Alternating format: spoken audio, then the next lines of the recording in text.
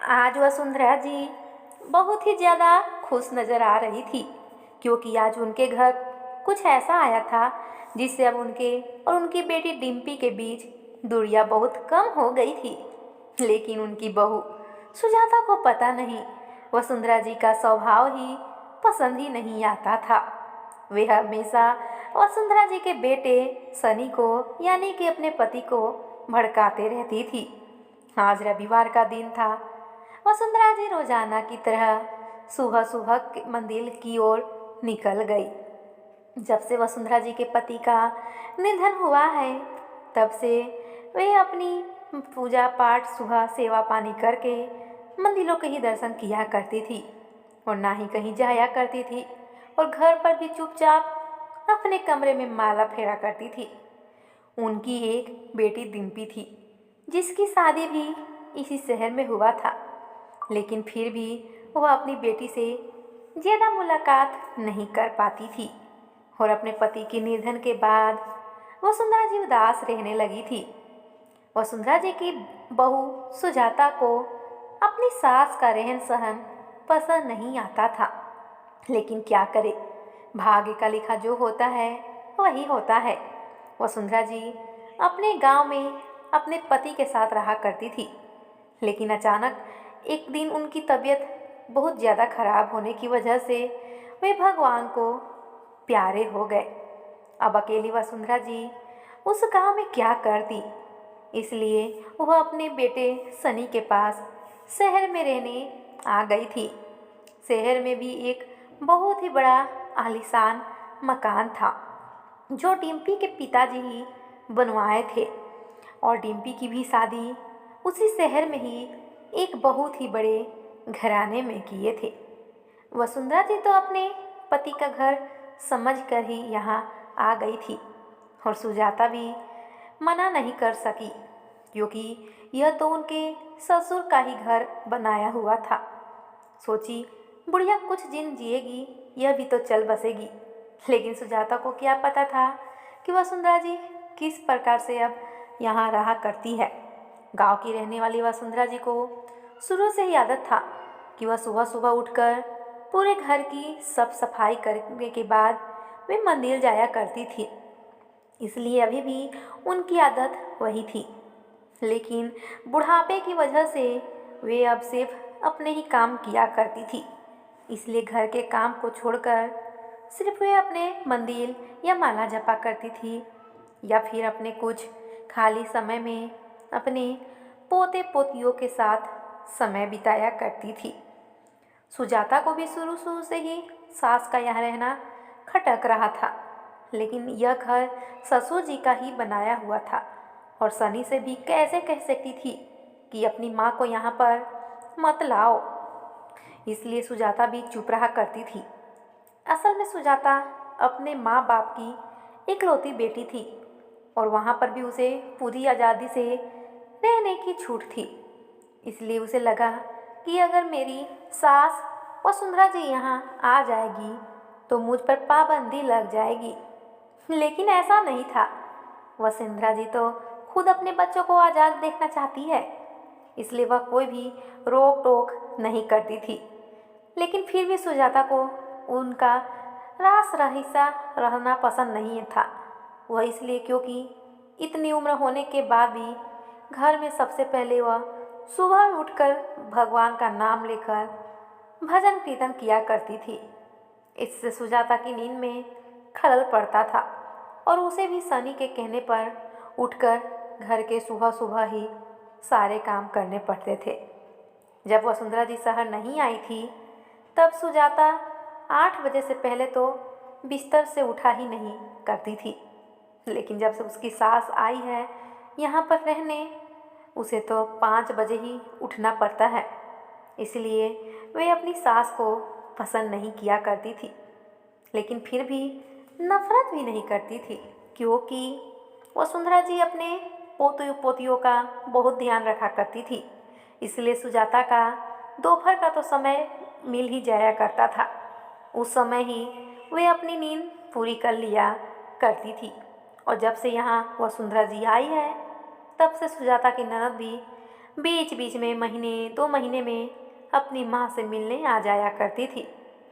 इसलिए भी क्योंकि डिम्पी का भी मन वहाँ अपने ससुराल में ज़्यादा नहीं लगा करता था। सारा ध्यान तो डिम्पी का यहीं रहा करता था। जब भी डिम्पी आती थी तो कुछ न कुछ आग लगा कर ही जाया करती थी। अपनी माँ को सुजाता के बारे में भड़का कर जाया करती थी। इसलिए सुजाता भी जब यह बात सुन लिया करती थी कि मेरी ननद अपनी माँ को कैसे उटपटांग पट्टी सिखाती है, वह भी अपने पति सनी से यह सारी बातें कह दिया करती थी। और इस पर सनी बहुत आग बबूला हो जाया करता था और डिम्पी को भी आने के लिए ज़्यादा नहीं कहा करता था। इस पर भी वसुंधरा जी भी थोड़ा उदास हो जाया करती थी, क्योंकि कोई भी माँ अपने सारे दुख सुख अपनी बेटी से ही तो शेयर किया करती है। और सुजाता भी तो वसुंधरा जी के पास ज़्यादा समय नहीं बिताती थी। वह भी अपना घर में एक ब्यूटी पार्लर खोलकर रखी थी, उसमें ही ज़्यादा समय उसका निकल जाया करता था। इसलिए वसुंधरा जी घर में अकेली ही पड़ जाती थी। वसुंधरा जी का बुढ़ापा जरूर आ गया था, लेकिन उनका बचपना अभी भी नहीं गया था। जब सुजाता अपने पार्लर में व्यस्त रहा करती थी, तब वसुंधरा जी अपनी पोतियों के साथ कुछ न कुछ बनाकर चटपटा सा खिलाती भी थी और खुद भी खाया करती थी। कभी कभी तो इससे उनका हाजमा भी बिगड़ जाया करता था और सारी रात सुबह तबीयत खराब हो जाने के बाद सारा काम दिमाग और सुजाता को ही उठाना पड़ता था। उनकी देखभाल सास की करनी पड़ती थी। सुजाता ऐसे दिल की बहुत बुरी नहीं थी, लेकिन कोई भी बहू जब अचानक से इतने सारे जिम्मेदारियां मिल जाएगी तो वह भी तो बुखला ही जाएगी ना। इसलिए वसुंधरा जी का भी मन ही मन कोसती रहती थी सुजाता, लेकिन फिर भी वसुंधरा जी का ध्यान बहुत अच्छे से रखा करती थी।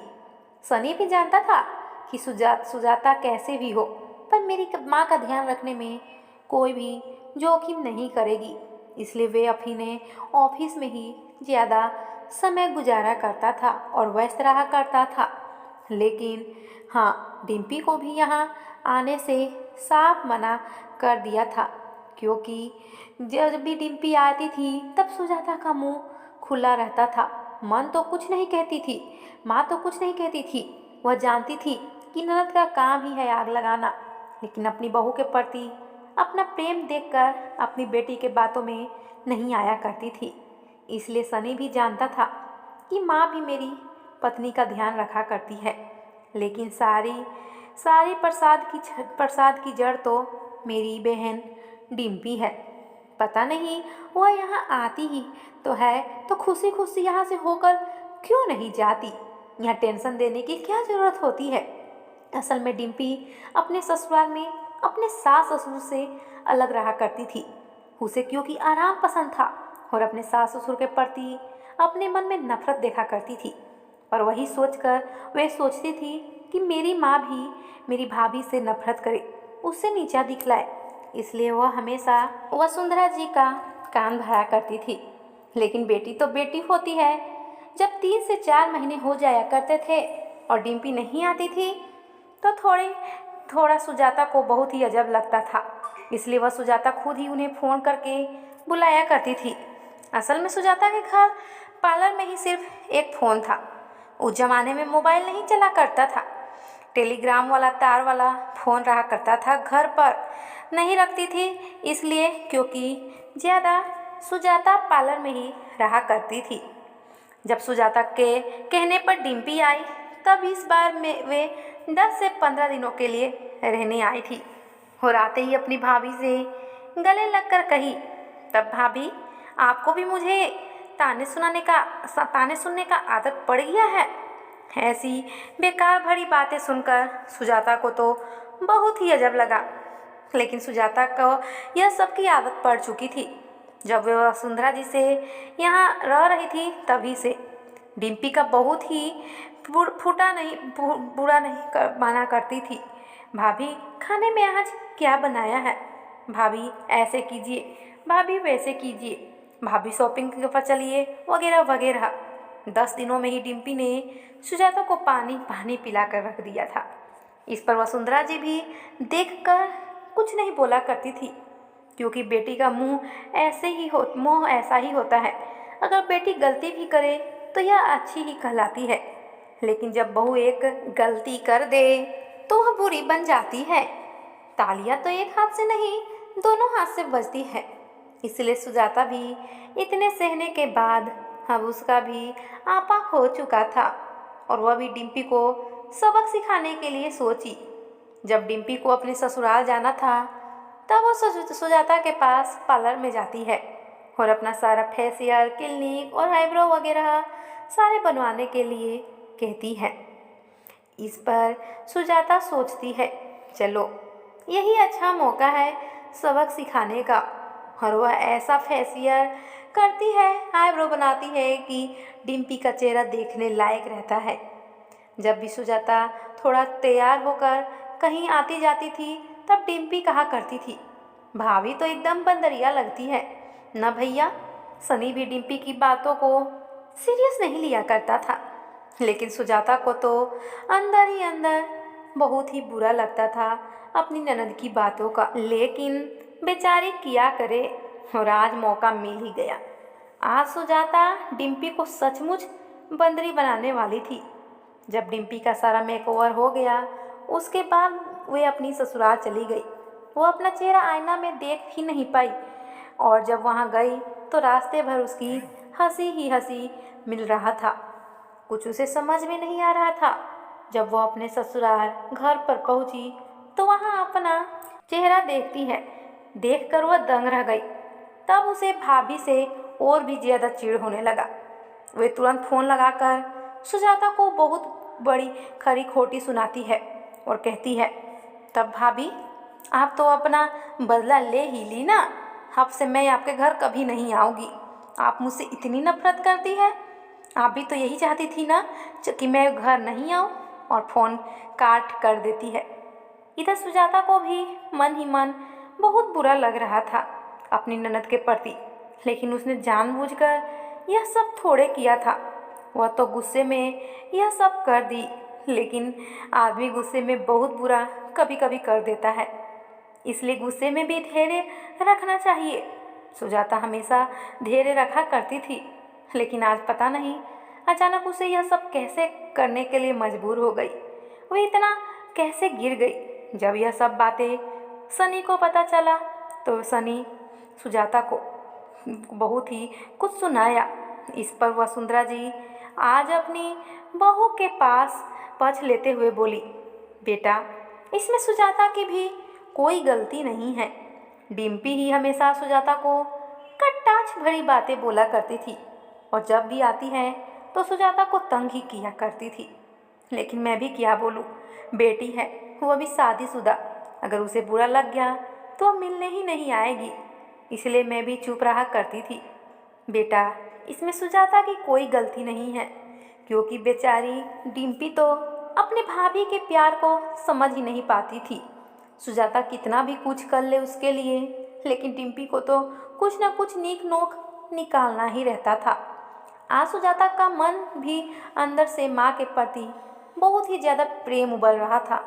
वह कभी सपने में भी नहीं सोची थी कि उनकी सास वसुंधरा जी अपनी बहू का भी पक्ष इस प्रकार से कभी लेगी।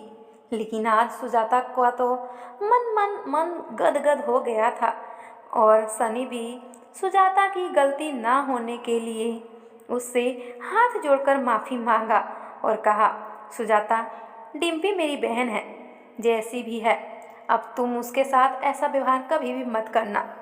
लेकिन इधर डिम्पी तो आज आग में जल रही थी कि भाभी से कैसे बदला लिया जाए। तब वो एक तरकीब निकालती है।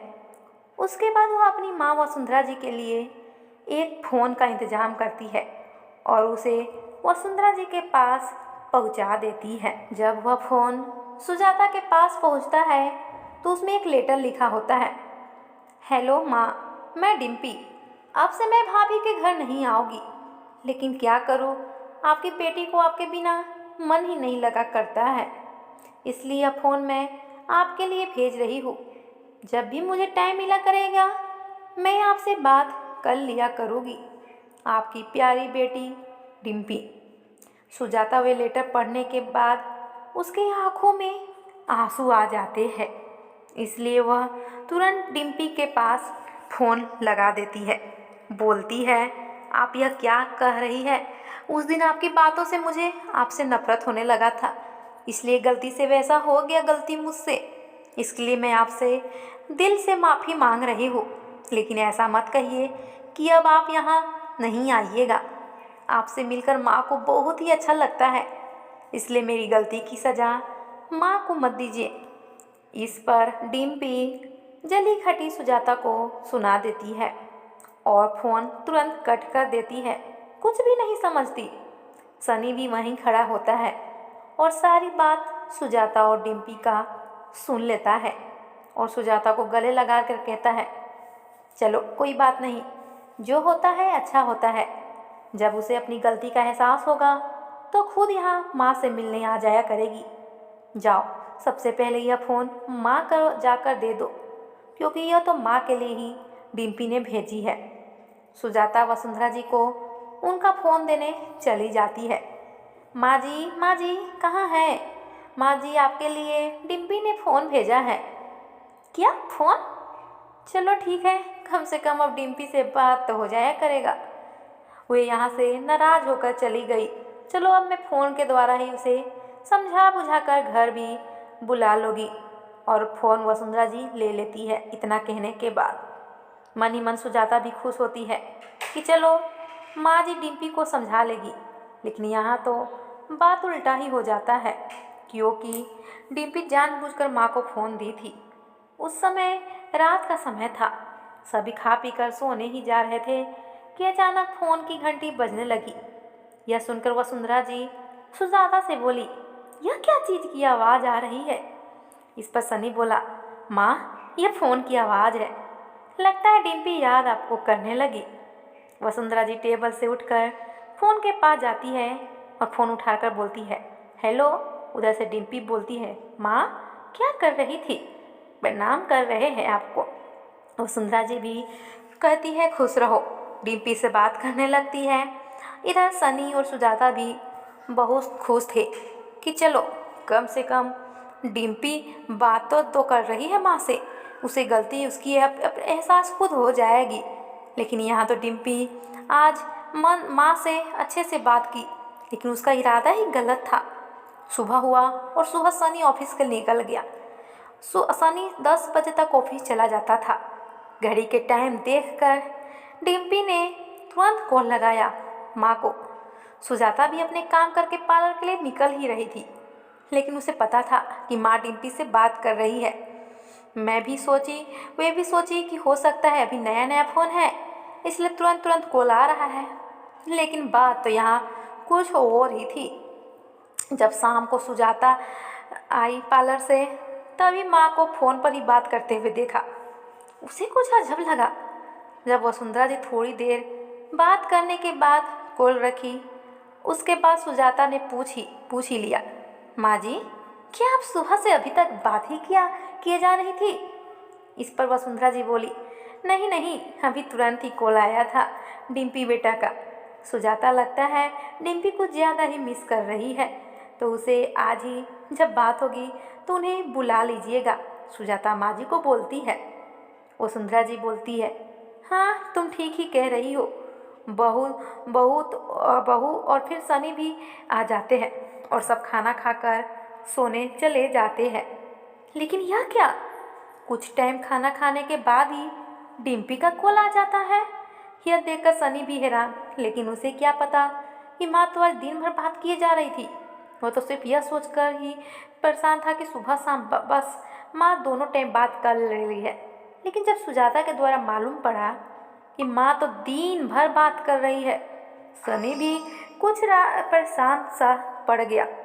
इधर वसुंधरा की बात करने लगी डिम्पी से और बात के दौरान उसे घर पर आने के लिए कह दिया। इस पर डिम्पी ने वसुंधरा जी को भाभी के बारे में बहुत ही कुछ उल्टा पट्टी पढ़ाना स्टार्ट कर दी और सुन ही नहीं सुझाता। वसुंधरा जी समझ गई कि आज तो डिम्पी नहीं आ पाएगी, लेकिन फिर भी वसुंधरा जी दिमाग लगाकर काम ली और उसे बोली कि बेटा, घर की ननद और भाभी में तो नोक-झोंक हर घर में होती है, लेकिन वो अपना मायका थोड़ी छोड़ देती है। और वैसे भी यह घर तो तुम्हारे बाबूजी ने बनवाए हैं, और वैसे भी उसे इतना क्या नाराज़गी जो अपने अपनों से ही हो नाराज। तुम ही तो भाभी को बहुत कुछ सुनाती रहती हो, फिर भी बेचारी सुजाता माफ़ कर देती है, तो क्या तुम उसकी एक गलती भी माफ़ नहीं कर सकते? इस पर डिम्पी तुरंत फ़ोन कट कर देती है। इधर सुजाता सनी को भड़काया जा रही थी कि अब डिम्पी और वही मज़े से फ़ोन करती थी और लगातार ही बात होते जा रही है। इससे माँ की तबीयत भी असर पड़ेगा और हो सकता है उनके कानों में कोई प्रॉब्लम हो जाए। सनी भी सोच जाता था कि हो सकता है बाद में ऐसा फ़ोन नहीं आएगा, और सुबह सुबह ही वसुंधरा जी को कहता है, माँ आप फ़ोन पर ज़्यादा बात मत किया कीजिए। आपको नहीं लगता कि इतनी बात करना सेहत के लिए अच्छा नहीं है? इस पर वसुंधरा जी को लगा कि हो सकता है सुजाता ने ही सनी को कुछ बात बतलाकर भड़काया हो। उन्हें तो अपने तबीयत की फिक्र ही नहीं हुई। वसुंधरा जी को लगा कि बहू अब नहीं चाहती कि मैं अपनी बेटी से रिश्ता रखूं, और इधर डिम्पी भी माँ से नाराज़ थी, इसलिए वसुंधरा जी का दिमाग काम नहीं किया और सनी को भी जवाब दे दी कि तुम अब जोड़ों की गुलाम हो चुका हो, अपनी बीबी की पछ लेकर मेरे पास आ गए। अरे माँ बेटी को अलग करवाना चाहते हो? एक तो घर पर से मना ही कर दिया आने के लिए, और अब क्या फ़ोन पर बात भी नहीं करने दोगे क्या अपनी बेटी से? इस पर सनी का दिमाग ठनक गया और फ़ोन उठाकर पटक दिया, लेकिन सुजाता मेन वक्त पर आकर फ़ोन को बचा लेती है और टूटने से बच जाता है। सनी गुस्से में ही घर से बाहर चला जाता है ऑफिस के लिए। इधर वसुंधरा जी भी खाना पीना छोड़ देती है और सुजाता से भी नाराज़ हो जाती है। अब फिर से वसुंधरा जी का फिर से वही काम हो गया, पूजा पाठ माला जपना, लेकिन अभी भी अपनी बेटी का ही ख्याल आ रहा था। हाथों में तो मूंगे की माला थी, लेकिन मन में तो डिम्पी का ही ख्याल लगा रहा था। वसुंधरा जी को अपनी बेटी की बात सही लग रही थी कि सचमुच बहू बहू होती है, क्योंकि बिटिया जितना अपनी माँ का ध्यान बहू नहीं रख सकती। शायद बहू उतना नहीं रख सकती, यह एहसास तो डिम्पी ने माँ को दिया था, लेकिन अब वसुंधरा जी के मन में घर बन गया था। रात होने वाली थी, लेकिन अभी तक सुबह से वसुंधरा जी कुछ भी खाई पी नहीं थी और उनकी तबीयत भी बिगड़ने लगी थी। सनी जब ऑफिस से घर आया तब भी उसका मूड ऑफ था, लेकिन सुजाता ने उसे सारी बात बता दी, क्योंकि ये माँ जी अभी तक भोजन नहीं की है, उनकी तबीयत खराब हो रही होगी। मुझे तो बात भी नहीं कर रही है मुझसे। तब सनी खुद भोजन लेकर सुजाता के साथ होके वे माँ के रूम में जाता है और बहुत ही वसुंधरा जी को मनाने के बाद भोजन करवाने के बाद दवा दे देता है। वसुंधरा जी सो जाती है, लेकिन डिम्पी का फ़ोन नहीं आता है, क्योंकि डिम्पी भी तो नाराज़ थी माँ से। सुबह होता है, लेकिन वसुंधरा जी का ध्यान अभी भी अपनी बेटी पर था कि कम से कम बात तो हो जाया करता था। पर बेटी भी मुझसे नाराज़ है, यह भी तो सही ही बात कह रही थी। अभी भी वसुंधरा जी सही गलत का फर्क नहीं कर पा रही थी। मोबाइल से बस एक दिन ही हुए थे अपनी बेटी से 3 से 4 बार बात किए हुए, और वसुंधरा जी का मन बदलने लगा था। अगर वह रोज़ाना ऐसा होता, अपनी बेटी से रोज़ाना ऐसे बातें करती, तो समझ जाइए क्या होता। इसलिए कहावत सही ही कहा गया है, मोबाइल के द्वारा ही बहुत सारे घर टूट जाते हैं। ना ही बेटी जब शादी करके जाती है तो माँ की उटपटांग बातों से बेटी का नया नया घर टूट जाता है, तो कभी कभी बेटी की बातों से माँ से बात करती है तो भाभीयों का घर बिखर जाता है। और ऐसा ही हुआ, वसुंधरा जी के मन में भी अपनी बहू के प्रति नफरत नजर आ रही थी। हंसता खेलता घर परिवार अब टूटता नजर आ रहा था। ऐसा नहीं तो सुबह ही ऑफिस चला गया, लेकिन सुजाता के मन में था कि डिम्पी का फ़ोन में रात को ना आया न सुबह। लगता है डिम्पी से ही माँ का झगड़ा हो गया है, इसलिए माँ जी सारा गुस्सा हम पर निकाल गई। आज सुजाता जी पार्लर भी नहीं गई थी। सुजाता वह माँ जी के साथ कुछ समय बिताना चाहती थी, क्योंकि माँ जी जो उदास थी जब सुजाता का सारा काम हो गया किचन का, तब वो वसुंधरा जी के पास जाकर बैठी, उनके पैरों की मालिश करने लगी तेल लेकर और बोली, माँ जी, डिम्पी का फोन। इतना ही सुनते ही वसुंधरा जी बोली, शांत हो जाओ, सब तुम्हारा ही चलते हुआ है। तब सुजाता वहाँ से चल जाने लगती है। चलते हुए कहा, माँ जी, मुझे तो कुछ पता भी नहीं है कि आप लोग दोनों के बीच क्या हुआ है। तब वसुंधरा जी डिम्पी को सारी बात बता देती है। इस पर सुजाता बोली, माँ जी, आपको लगता है कि मैं ऐसा कर सकती हूँ? क्या मैं आपके बारे में? इस पर वसुंधरा जी मन ही मन सोचने लगती है।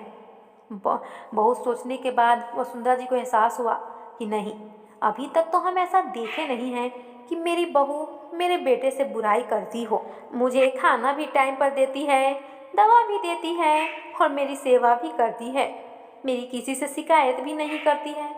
पता नहीं डिम्पी ऐसा क्यों बोली। मैं आज छिपकर अपने बेटे बहू की बात सुनूंगी, तब मुझे पता चलेगा कि डिम्पी सही कह रही थी या मेरी बहू अच्छी है। और सुजाता को आराम करने के लिए उसको अपने कमरे में भेज देती है। इधर सुजाता भी सोच में पड़ जाती है कि मेरी ननद मेरे बारे में ऐसी ऐसी उटपटांग बातें क्यों करती है कि माँ जी को मैं मारना चाहती हूँ। ऐसे कैसे, ये तो मेरी सुनकर ही रूह कांप जाती है। ऐसा सोचने से भी रात को जब ऑफिस से सनी आता है तो माँ को मुलाकात करने के बाद सुजाता के पास जाता है और फिर सब मिलजुल कर खाना खाकर अपने अपने रूम में चले जाते हैं। लेकिन इधर वसुंधरा जी अपने रूम में न जाकर फिर तुरंत वापस निकलकर अपने रूम से सुजाता और सनी के रूम के बाहर खिड़की के पास खड़ी हो जाती है और कान लगाकर बहू बेटे की बात सुनने लगती है। सनी शर्ट खोलते हुए सुजाता से पूरे दिन का हालचाल पूछता है। तब सुजाता बोलती है, सारा दिन अच्छा ही गुजरा, कर चुप हो जाती है। इस पर सनी को कुछ अजब लगता है, फिर भी पूछता है, ऐसे कैसे बात कर रही हो? क्या घर में कुछ हुआ है? माँ फिर कुछ बोली है क्या? इस पर सुजाता बोलती है, नहीं जी, आज मन बहुत थका थका लग रहा है। पार्लर में आज बहुत ही ज़्यादा काम था। इस पर सनी बोलता है, मुझे सब पता है, आज पार्लर तुम्हारा बंद था। यह सुनते ही सुजाता अचरज में पड़ जाती है और सनी से अपनी निगाहें चुराने लगती है। अब हम क्या बोले? सनी सुजाता की तरफ देखता है और फिर पूछता है, क्या बात है? सही सही बतला दो, तुम्हारे मन में क्या चल रहा है? इस पर सुजाता मन ही मन सोचती है, अगर हम सच सच सारी बात बतला देंगे तो उनके मन में अपनी माँ और बहन के लिए नफरत पैदा हो जाएगी और हम यह नहीं चाहते। ऐसे ही यह गुस्सा है। फिर कुछ सोचने के बाद सुजाता बोलती है, नहीं जी, मैं माँ जी के बारे में सोच रही थी कि वह हम लोग के चलते कितनी उदास हो गई है। डिम्पी भी अब घर नहीं आती है और ना ही अब फ़ोन पर कॉल भी कर रही है। पर ऐसा नहीं बोलती है कि फ़ोन पर तो बात हुआ ही नहीं किया मासी से। सुजाता बोलती है, नहीं जी, पता नहीं क्यों माँ जी से नाराज़ हो गई है। हमें ही कुछ करके डिम्पी को घर लाना होगा। क्या मैं कल आपके साथ डिम्पी के घर चल सकते हैं? उन्हें मना कर ले आएंगे तो माँ जी को बहुत ही ज़्यादा अच्छा लगेगा। हम नहीं चाहते कि इस उम्र में माँ जी टेंशन ले। उन्हें तनाव अगर हो गया तो तबीयत भी बिगड़ जाएगी। इस पर सनी बोलता है, जैसा तुम चाहो वैसा ही होगा। आज तक तुम माँ के लिए और डिम्पी के बारे में बहुत ही अच्छा ही सोचा है। कभी भी उनके बारे में तुम्हारे मुंह से कभी भी एक शब्द गलत नहीं निकलता है। चलो, जैसी तुम्हारी मर्जी वैसे ही हम करेंगे। क्या हुआ, छोटी है डिम्पी तो रिश्ते तो छोटे बड़े से थोड़ी ही होता है। मन में प्यार होना चाहिए। उसे अपनी गलती का एहसास नहीं है, पर कोई बात नहीं, समय रहते एहसास हो जाएगा। हम बड़े हैं, हमें ही उसको लेकर चलना होगा और जब तक माँ मेरे साथ है उन्हें हम कभी भी उदास नहीं देख सकते। सनी बोलता है और दोनों सो जाते हैं। सुबह होती है, सुबह सुबह ही निकल जाएंगे, माँ जी को पता भी नहीं चलेगा। सुजाता कहती है और डिम्पी को देखकर बहुत खुश हो जाएगी। इतना बात कर कर बेटे बहू सोने चले जाते हैं। इधर वसुंधरा जी भी सारी बातें सुन लेती है और मन ही मन उन्हें बहुत ग्लानि होता है और आंखों से आंसू भी गिरते हैं कि हम अपनी बेटे बहू के बारे में क्या गलत गलत सोच रहे थे। यह तो मेरे बारे में सारी अच्छी ही बातें कह करते हैं। पता नहीं डिम्पी के मन में यह सारी बातें कैसे आ गई। हो सकता है वह अपनी सास से नफरत करती है, तो पता नहीं। तो दोस्तों, अगले एपिसोड में आपके पार्ट 2 देखने को मिलेगा। तो अगर मेरे चैनल पर नए हैं तो प्लीज़ सब्सक्राइब कीजिए और अगर स्टोरी थोड़ी सी भी पसंद आई हो तो प्लीज़ शेयर करना ना भूलें। तो मिलते हैं अगली स्टोरी के साथ, तब तक के लिए धन्यवाद। और हाँ, पार्ट 2 ज़रूर देखें।